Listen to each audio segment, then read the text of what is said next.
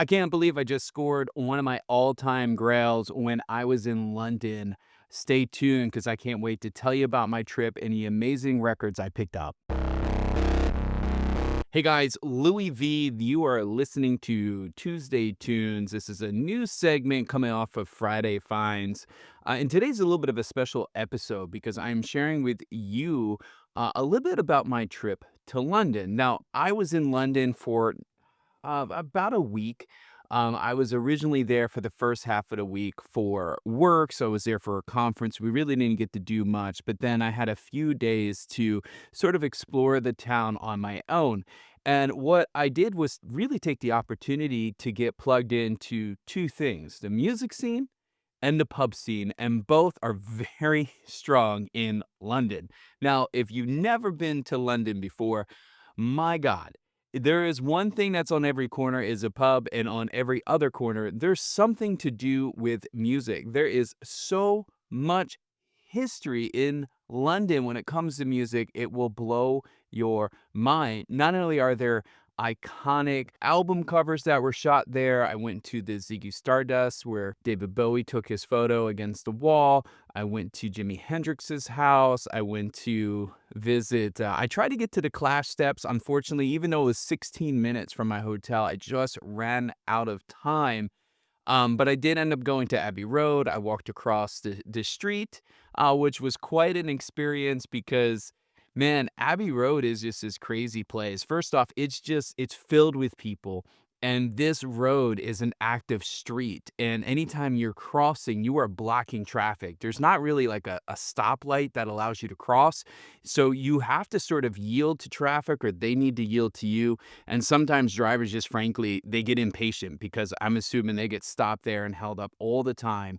And then when you do get an opportunity to cross, there is like 10, 15 people trying to cross with you. So it was really difficult to get a shot. My wife tried to capture me a few times, but she did end up getting one shot that I was happy enough. After I think 8 or 9 times trying to cross the street, finally got one that resembled a little bit like the Beatles Abbey Road cover.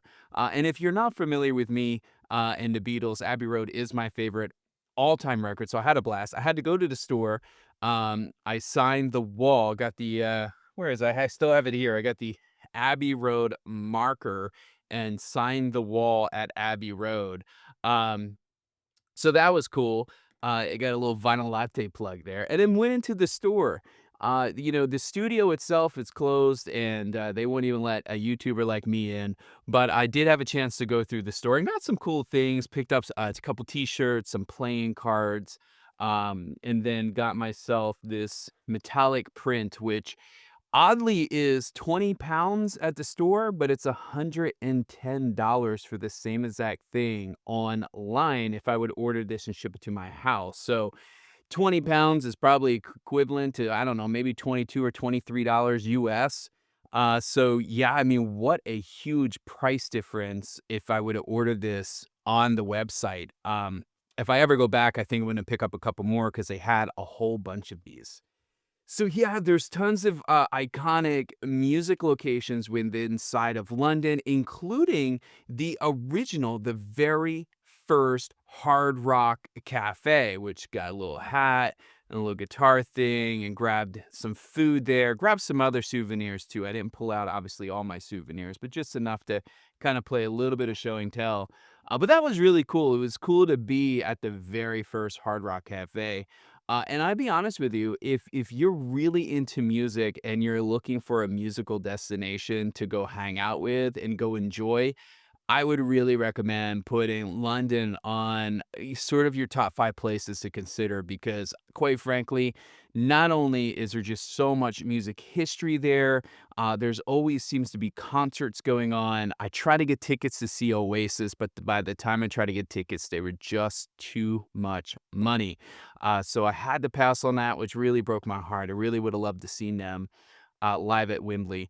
But yeah, that didn't work out. And then plus there's just tons of record stores. You know what's interesting about London, it's like the record stores never close, man. They are constantly open. and I did some record shopping. So I'm going to share with you some of the records I picked up, and I'm going to share with you the order that I picked them up in. Not necessarily album by album, but at least by record store. And the first place I stopped into was a place called Restless Records. And quite frankly, is where I did most of my shopping. Um, and was thinking I spent a decent amount of money until I got to the Grail, which we'll talk about here in a moment. So Reckless Records is a pretty cool place. You kind of walk in, it's very narrow when you first walk in. And then they have on the left-hand side tons of records on the wall, and of course bins. On the right-hand side is sort of the cashier and some records that they store behind.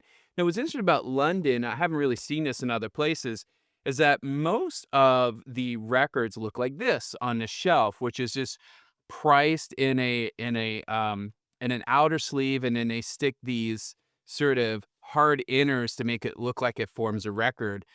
So when you are purchasing a record, you really can't look at the record. You kind of have to bring this up to the counter, and then hopefully expect a record there. What's interesting is I had some conversations with the record store owner, and they say it allows the records to kind of stay preserved. It allows the record covers to stay preserved. It allows the records themselves to not be handled by people who really don't know how to handle them because everything's being open at the counter. So for what was started to me as an annoyance, because just quite frankly, I'm not used to that in the States. So it kind of started as an annoyance for me. But by the time I was done shopping in London, I actually preferred it and was thinking to myself, why don't we adopt this in America, man? Because I've known that I've seen records priced at like near mint condition that has a scratch on it or something like that. And always wondered if that scratch happened by somebody in the store looking at the record, damaged it, didn't tell anybody, slipped it back into the sleeve, and just walked away. Sometimes I wonder that. Sometimes I wonder if it's really misgrading of the actual, from the record store or not. But I stopped at Reckless Records. This is in a place called Soho in London, and they had a really great store. And I noticed some things right away. I think the first two things I picked up were these two. This is a classic records edition of The Who. This is by the numbers. This is the 200-gram vinyl pressing. It's in excellent condition. In fact, you can see here it says excellent plus condition, right? So this is very, very minty copy of the record. And then I also picked up, which was right next to it, and I couldn't pass this one up. This is Who Are You by The Who, and this is the 2009 reissue, which also comes on the 200-gram vinyl. I think when they Classic Records first did this, it was on 140-gram vinyl, and then they reissued on the Quiet X 200-gram vinyl. And again, you can see this is in sort of the near mint condition, which is absolutely spot on. It's beautiful condition. So these two are really cool records of mine that I picked up. And then I'm gonna save that one because that one's a little bit of a grail. I picked up these two as well. So my wife's a big Cher fan, so I got the OG pressing of Cher Heart of Stone. This has If I Could Turn Back Time is probably the big radio play that you're familiar with on this record. But my wife loves Cher, and I had to grab that for her because it's just such a clean record. And all these, by the way, are like UK presses. What I thought was really cool was, when you go to record stores in the States, we tend to be like, oh my God, this is the UK press or this is the Euro press, and we have it on our wall. But when you're there in the stores in London, they're like, this is the US press, and it's like on their holy moly wall. And I'm like, I'm in the record store. I'm like, well, there's 20 of those back home, but there's only like one of these in the bin back home, this UK press of whatever. And it's like the complete opposite. It's mind blowing for a moment that when you're there, I mean, that's the place to get all your UK presses because they just have them, man, just in the bins, just like we have our US presses. I thought that was really, really cool. I'm gonna still save this one. This was a last minute grab for me when just before I walked out. I stopped at the hip hop section. I previewed the hip hop section once, and then I went back and previewed it again. This is DJ Jazzy Jeff and a Fresh Prince, Code Red, in minty condition as well. It's meant they say VG plus, VG plus, but I gotta tell you, I think this is pretty damn near mint. There's not a mark on our record. There's not a corner dent on here. I think this is very conservative graded. I haven't spun it yet, so maybe there's some surface noise is why it's VG plus, but I did ultrasonic clean it, so hopefully if there was any noise, it's uplifted. I gotta give it a spin yet. I haven't had a chance to. But the Boom Shake the Room, which was a very popular song on the radio, back in the, kind of, early to mid '90s is probably what this record's most known for. So, I didn't have any pressing of this in the collection, so I was super happy to grab that. And then I got 2 more for you. I'm kinda trying to hold out for the best one for last. I grabbed this. This is the REM, um, Record Store Day box set, which has the, 1991 and 2001 Unplugged. This is a complete sessions. I think it's across 4 LPs, if I remember right, and it's in a gorgeous box. I mean, let me see here. They said it's in excellent condition, so a gorgeous box set. I pulled out every record, and it just looked fantastic. Um, and I just never seen that in a while before, so I figured I had to grab it. I couldn't leave home without it. So, really grateful to add that one to the collection. But the last one I grabbed and was the very final decision because I was kinda like, "I don't know if I wanna spend this much money up front. It's my first record store. I'm sure there's gonna be lots of great things." And, you kinda talk yourself in and out of things, like, "Should I grab it? Should I not grab it?" But I ended up grabbing it because it was a great story. I talked to, I think, the owner or at least the manager at the store a little bit about this record, and he kind of sold me on it. And it is the 1965 first press mono of the Beatles Help UK pressing, and it is in gorgeous condition. Not only is the album cover in very pristine, clean condition, the album itself, guys, is just beautiful, beautiful. It had the original. Let me pull this all out so you can see it. I had the original insert in it, which I'm assuming is original insert. I don't know. I'm assuming it's original insert, and then it has the Parlophone. Beautiful record. I'm gonna see if I can kinda do this a little bit here. I don't know if that's coming in, but it's like it looks like it's never been played. So I was wondering a little bit what the story was, and apparently a gentleman, I guess, that works at the record store originally bought this on release day back in 1965, had it in their personal collection all this time, and then finally decided to sell it. So this is was owned by somebody who worked at the record store. I don't know if it was that gentleman or not. I can't remember the full story because, quite frankly, I had about 3 different, pints before going into that store, and even though I was having what I thought was coherent conversations, I don't think I remembered everything. Um, but it was just a really great example pressing of this record, guys. I've just never seen one, like that before, and, The Help is not my favorite, or I should say Help is not my favorite record from the Beatles. To me, this is, a little bit of a collectible, you know? I don't know when I'm ever gonna find a first press mono 1965 UK pressing of the Beatles Help in it's this type of condition, stellar condition, excellent condition. I don't know. I had to walk away with it. So yeah, so that was a lot of money that I dropped first go in my first record store, and then some of that was because I was excited and I was looking forward to doing some record shopping. And of course, man, I just love classic record stuff and I love the Who. So I just had to grab those. And of course, the DJ Jazzy Jeff. And I just like, collecting 90s records are just so hard to find. So it was just kind of the snowball effect. And then I was like icing on top. Let me get the Beatles. And I thought I was going to be kind of done, but then I walked next door, literally next door. There's a record store called Sister Ray. I even got their T-shirt on today representing Sister Ray. And man, this was another amazing record store. You walk in and it's just filled with, I think it was like CDs and tapes upstairs, and then you walk all the way in up to where the counter is, and you do like a 180, and there's stairs that go down, and there's like a whole lower floor that is just floor to ceiling, all the walls covered in vinyl. And I noticed one record straight away as soon as I walked downstairs that I was like, man, I haven't seen one of these sealed. Now I did open it because I wanted to check the pressing, and it's a Euro, it's the first Euro reissue, which is great because this one sounds amazing. But Yo La Tango, picked up this I didn't have a great I didn't have a pressing of this. I used to have one, it was beat to hell, I got rid of it. But this is probably one of the top records of all time. It should be, I think, if you're a rock fan, this is a record you need to have in your collection.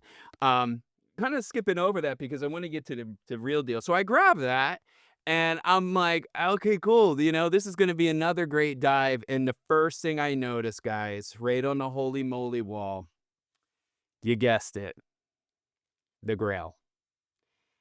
And yeah, uh, oh, this one was tough. This is tough because this is not a cheap record by any means.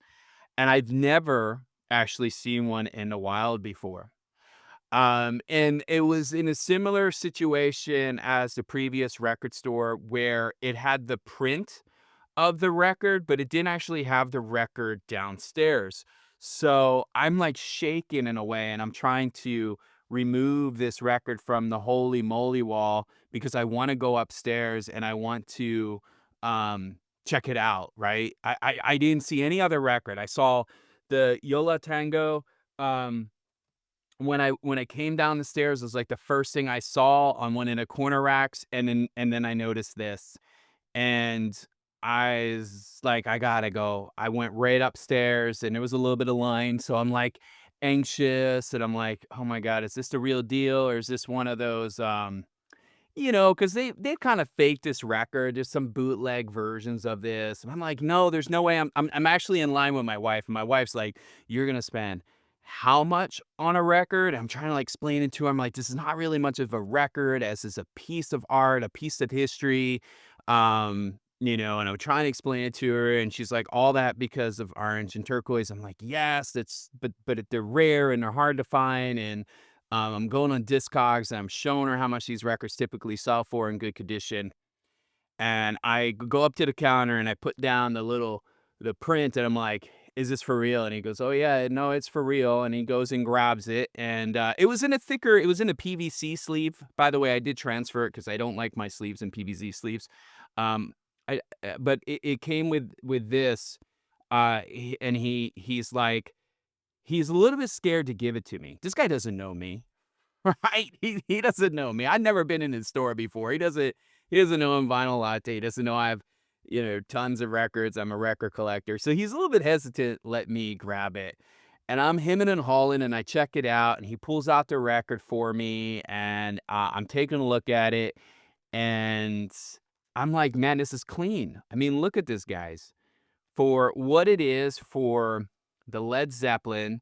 And in case you don't know, in case you're wondering why this is such a big deal, this is the very first pressing of Led Zeppelin's album that was, kind of recalled. The band, as the story goes from Jimmy Page, the band didn't like the turquoise, so they got rid of it and they came out with the orange, and that's the cover we all know. Now, there's also some mystery online because people who work in print work say that might not necessarily be the case because usually album covers are approved way ahead of time before they ever go to print. Apparently, I think it's cyan and magenta are used to create the colors here. And if you reverse the amount of cyan and magenta, in one side you get turquoise, and if you reverse the amounts of cyan and magenta, you get orange. So some people think that Jimmy's story might not be 100% accurate, that it actually might be a printing mistake as a whole, but either way, it's very sought after. The cover is really, really clean. There's a small split seam here on the corner of it. There's a couple like little, I guess I don't even know if it's really a corner dent, much as it is the laminate is just starting to peel on the corners a little bit.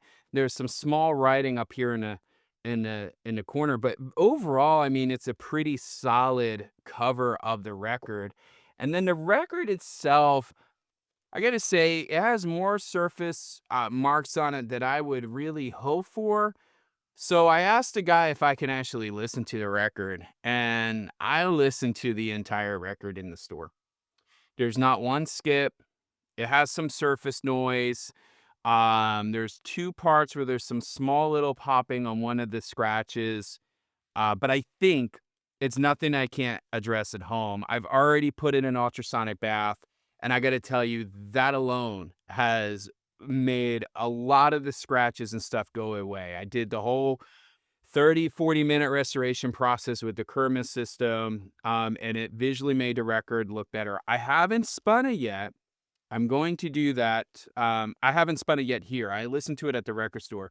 I haven't spun it yet here, but regardless, for what this record is, to have a little bit of surface noise and about 10 seconds of a pop, it's not a terrible situation to be in. And yeah, I am super stoked to have this a part of the collection. Now, I know what a lot of y'all are thinking. What did I pay for it? And I don't know if I really want to share this or not, but let's just say it was less than the median price on Discogs. This was a steal, an absolute steal. And I had a long conversation with the guy behind the counter about this particular record. He said he's seen only one ever before, and it was Beat to Hell. This is the cleanest copy he's ever seen. It was so it's only a second one. Um, and I got to tell you, it is a super clean example. I think it should have sold for more than what it was sold for, and I can't believe I was the only one Googling over this. I mean, it was out there on the holy moly wall. You get all these people looking at rock. Nobody's looking at the wall. Nobody seemed to care that this existed. And I did check the matrix, and I looked it up. This is the very first issue with the misprint on the labels. So this is the very first pressing of the record. Yeah, man, I'm just super stoked. This to me is just an amazing record to have in a collection, and it really made my trip, really made my day. The record store guy and I hit it off so much. He actually gave me this shirt, probably because I spent the money there as well. But he gave me this shirt, which I thought was also super cool and super kind. And then I got myself a little Sister Ray bag that I actually used for a long time to go record shopping because it was reusable. So thought I would promote the store that gave me a good time and allowed me to listen to the entire record before I threw down the type of money I threw down for it. So, yeah. So, again, wonderful buy, a steal of a price. The condition that record's in, I can't find it for less online than what I paid for it. I even looked at the historic sales of it, and again, it still seemed to be higher than what that was listed for. So I don't know. Maybe they were sitting on it for a while and they lowered the price. I don't know what the story is, but all I know is that it has a home here. And I am looking forward to sitting down, grab myself a nice beverage, and get the lead out on that first pressing, man. Super, super, super excited for that. So yeah, so I thought that was gonna be it, but there was still a little bit more record shopping. I have another somewhat Grail to show you all. For some of you all would be a Grail, so hold on, don't disconnect yet, don't click off. I am gonna show you a few more records that I got. So what's interesting about London, so like I said, you have Reckless Records, and then right across the street, Sister Ray, and then you go down the end in a corner and there's a pub, and on that same side of the pub, you go down to the other side and there's a record store called Sounds of the Universe, and they kind of specialize in like reggae and world music and a bunch of other different things that, quite frankly, I think some of the other shops just don't specialize in because Sounds of the Universe has it. And I grabbed some records there. Now, my wife really liked this shop because she's European, so they had a lot of things that she liked. I'm gonna show you a couple things I got. This is it's a reissue pressing, but this is actually a solid pressing. I think this is rated like a 4.87 on Discogs out of 5, but this is Fela Kuti with expensive, you know what? And so yeah, I've been looking for this record for a long time, and I don't know if it's Cuddy Cootie. I apologize. I'm not so educated on this. This is actually going to be my intro to sort of the Afro beats and getting into this style of music. What I was told is that this is the record to start out with. I've been looking for this particular record for a long time, at least several years, and I've never found one in a while before. Actually, I'm sorry, I lied. I found one and it was scratched to hell. It was obviously an older copy. It was scratched to hell, and they wanted bonkers money for it. I'm like, yeah, I get it because it's rare, and but I'm just not gonna do it. We also picked up this is Quiet Village and Vanessa Dow. I don't think I'm saying that right, but this is Naked Hunger. It's a two-sided single. You have the regular Naked Hunger, and then you have the spoken word mix. This was actually playing at the record store while we were there. And it was phenomenal sounding. I mean, it acoustically sounded amazing, like deep bass and just a rhythm and the beats and everything. Sounded wonderful. So yeah, this is some electronic music that we picked up. Still sealed. My wife picked this up. This is George Zamfri. He's a very famous Romanian. Um, I think like classical Romanian music or whatever. She found that, and then we got this is a Lewis Towers Musica Caribbeana, sort of a reggae album. So yeah, that's the kind of stuff you get at Sounds of Music, sort of your world Caribbean Latin type of music. So that was pretty much it. And on the way back to our hotel, we saw Rough Trade in London, and it says vintage. Rough Trade Vintage is actually the name of the store. So I was like, oh, I have to go check out Rough Trade in London. I thought that'd be really cool. And this is a small store, so when you first walk in, the first floor is just all clothing and everything. And then when you go all the way into the back of the store, there's some stairs that go down, and it's the record store. And they didn't have a huge selection of records, and everything there is 100% like pre-owned. I didn't see anything new.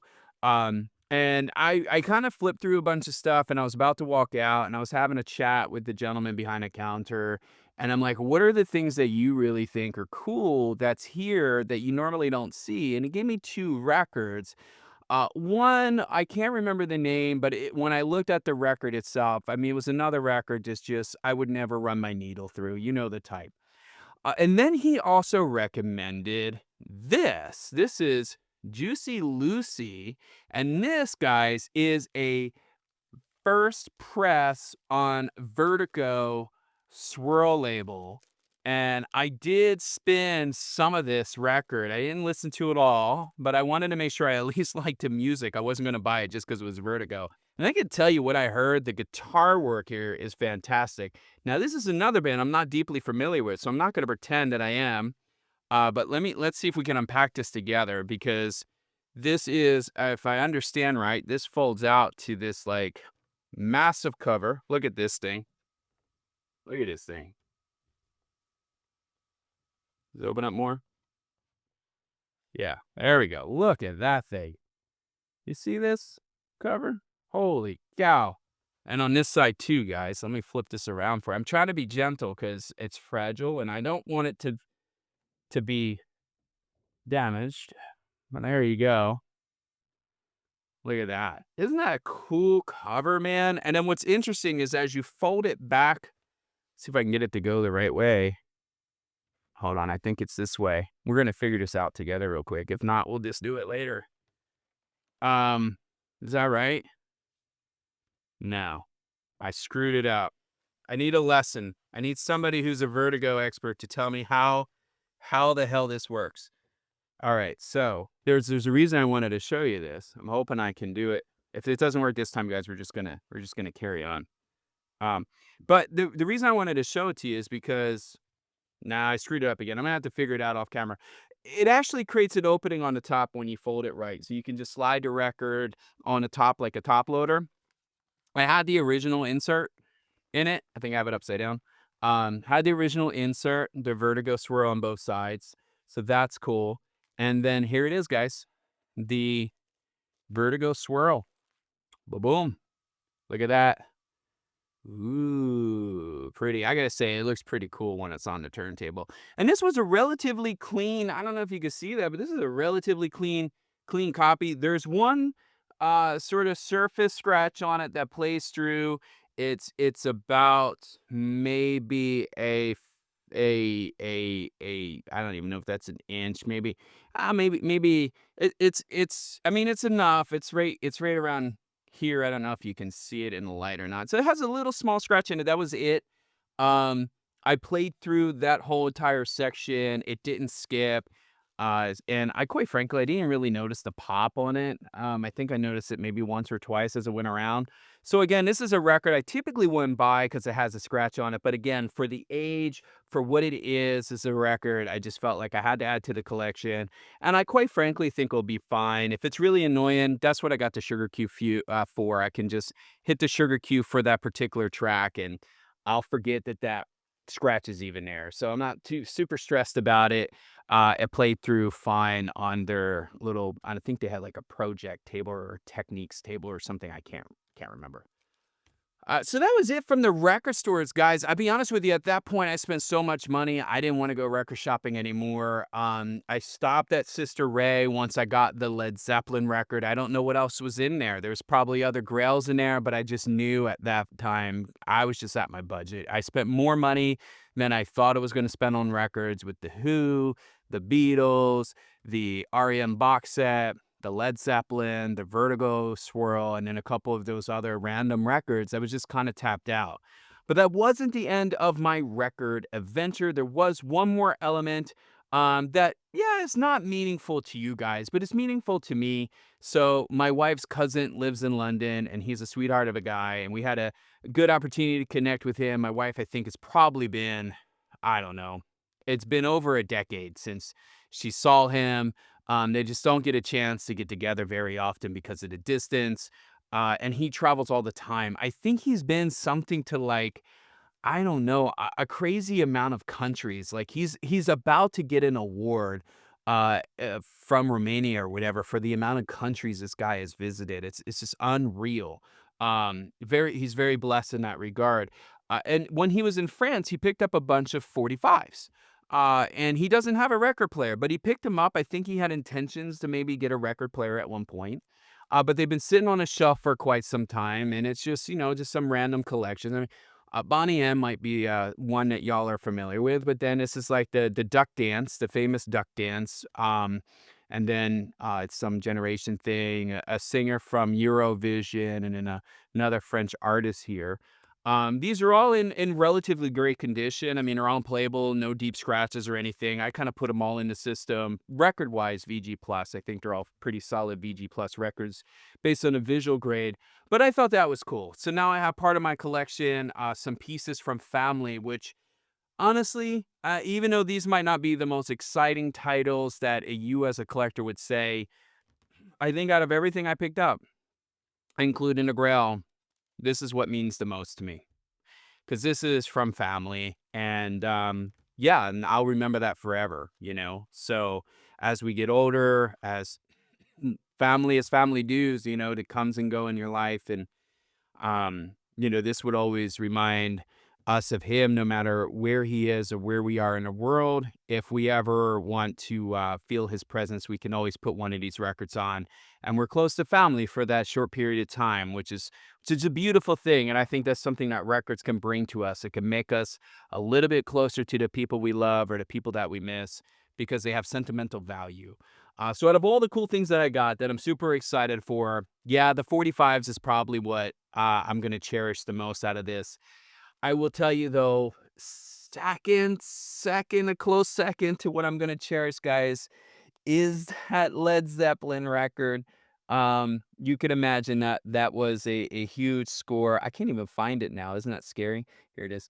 Um, this was a huge score, one that I'm very grateful to add to the collection, and I'm glad that I got also a very playable copy. And I can't wait to listen to it. So here's what I'm going to do in a future video, guys. I'm going to spin this compared to the latest reissue, the one that was remastered by Jimmy Page. And I'm going to probably do a comparison of the OG versus the reissue and give you my thoughts on that in a future video. So if that's something you'll like, make sure you like and subscribe so you don't miss it. And until next time, I will talk to you later. And I hope that of all these things that you get a chance to spin something that you love. And if you do, drop it in the comments so I can enjoy it with you. Thanks, guys. And I'll see you on the next episode.